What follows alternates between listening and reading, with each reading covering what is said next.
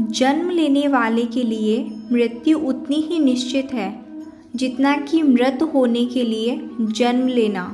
इसलिए जो अपरिहार्य है उस पर शोक मत करो। ये पृथ्वी नश्वर है, यहाँ सब कुछ गतिमान है। जिस प्रकार सुख दुख जीवन में आता जाता है, उसी प्रकार मृत्यु और जन्म यहाँ लगा रहता है। इसमें खुश होना या दुखी होना व्यर्थ है। मुंह से माफ़ करने में किसी को वक्त नहीं लगता, पर दिल से माफ़ करने में सारी उम्र बीत जाती है। मुंह से माफ़ी देना और हृदय से माफ़ी देना दोनों में काफ़ी अंतर है। मुख द्वारा दी गई माफ़ी को तत्काल प्राप्त किया जा सकता है, किंतु दिल से दी गई माफ़ी को प्राप्त करने में उम्र बीत जाती है।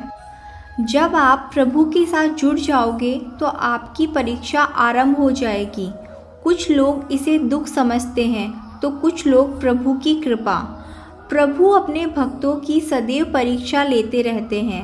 इस परीक्षा में भक्तों को अनेकों कष्टों का सामना करना पड़ता है। सामान्य लोग इसे अपना दुख मानकर पीछा छुड़ाते हैं, वही साधक तथा प्रेमी प्रभु की इच्छा समझकर उसका सम्मान करते हैं, उसका सामना करते हैं। जो है माखन चोर, जो है मुरली वाला, वही है हम सबके दुख दूर करने वाला। जो माखन चोर है, जो मुरली वाला है, वही सबके दुख हरने वाला है, कष्ट से बचाने वाला है, सुख का संचार करने वाला है। संसार के संयोग में जो सुख प्रतीत होता है उसमें दुख भी मिला रहता है, परंतु संसार के वियोग से सुख दुख में अखंड आनंद प्राप्त होता है। सांसारिक सुख क्षणिक होता है। जो सुख आज प्राप्त हो रहा है वह सुख स्थायी नहीं है। ये सुख आपके साथ सर्वथा नहीं रहने वाला। आपको दुखी भी होना पड़ेगा, परंतु संसार से वियोग अर्थात मुक्ति परम आनंद को प्राप्त कराती है। ये ईश्वर तक पहुंचाती है। संबंध उसी आत्मा से जुड़ता है जिनका हमसे पिछले जन्मों का कोई रिश्ता होता है, वरना दुनिया की इस भीड़ में कौन किसको जानता है। माना जाता है जीवन के पूर्व कर्मों का फल इसी जन्म में प्राप्त होता है। जितने भी रिश्ते नाते सुख दुख व्यक्तिगत जीवन से प्राप्त होते हैं वह पूर्व जन्मों का फल है, वरना कौन इतनी बड़ी दुनिया में आपसे दिल लगाता है। राधा कृष्ण का मिलना तो बस एक बहाना था, दुनिया को प्यार का सही मतलब समझाना था। राधा और कृष्ण दोनों अवतारी थे। दोनों का जन्म कुछ विशेष परिस्थितियों के लिए ही हुआ था। उन दोनों का मिलना बिछड़ना बस एक प्रक्रिया मात्र थी, जिसके माध्यम से प्रेम का वास्तविक रूप समाज में दिखाना था। प्रेम और आस्था दोनों पर किसी का जोर नहीं है। ये मन जहाँ लग जाए वहीं ईश्वर नज़र आता है। आस्था और प्रेम पर व्यक्ति का स्वयं नियंत्रण होता है।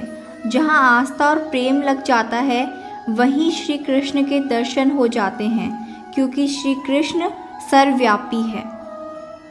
तेरे साथ को तरसे, तेरी बात को तरसे, तेरे होकर भी तरसे, एक मिलन को तरसे। कृष्ण और राधा का प्रेम सविरल बहती गंगा के समान शुद्ध है, परंतु एक होते हुए भी दोनों एक दूसरे से मिलने को तरसते हैं, एक दूसरे से बात करने को सोचते हैं। एक दूसरे के होकर भी मिलन की संभावना नहीं है। प्रहलाद जैसा विश्वास हो, भीलन जैसी आस हो, द्रौपदी जैसी पुकार हो, मीरा जैसा इंतज़ार हो, तो कृष्ण को आना ही पड़ेगा।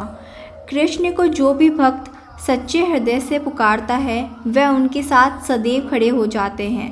प्रहलाद जैसा विश्वास, भीलनी जैसी आशा और द्रौपदी जैसी पुकार, मीरा जैसा इंतज़ार अगर सभी शुद्ध हो तो कृष्ण को आना ही पड़ेगा। जीवन में आधे दुख इस कारण जन्म लेते हैं क्योंकि उनसे आशाएं बड़ी होती हैं। इन आशाओं का त्याग करके देखो, जीवन में सुख ही सुख है। आशाएं व्यक्ति को दुख के मार्ग पर ले जाती है। आशाएं बड़ी प्रबल होती है। आशा अनुरूप कार्य होने पर जहाँ खुशी मिलती है, वहीं आशा के विरुद्ध कार्य होने पर दुख का पहाड़ टूट जाता है। व्यक्ति जीवन में आशा दुख का प्रमुख कारण है। लोग कहते हैं अपनों के आगे झुक जाना चाहिए, किंतु सच बात तो ये है जो अपने होते हैं वह कभी झुकने नहीं देते। जो लोग ये कहते हैं कि अपनों के आगे झुकने में कोई बुराई नहीं है, उन्हें ये भी मालूम होना चाहिए जो अपने होते हैं वह किसी भी परिस्थिति में आपको झुकने नहीं देते।